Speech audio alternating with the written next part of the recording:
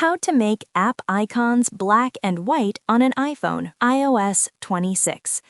Make sure you watch till the end so you don't miss any steps. First, make sure your iPhone is updated to iOS 26.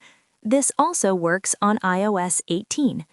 Once you're on your home screen, long press on any empty space between the app icons until all the icons start wiggling.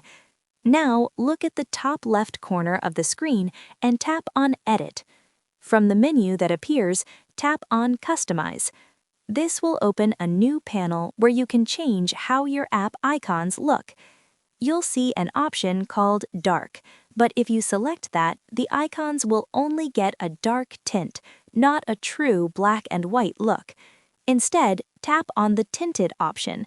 As soon as you do that, you'll see two sliders appear. What you want to do now is drag the bottom slider all the way to the right.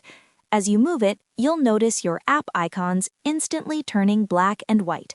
This is what gives your home screen that clean, minimal style.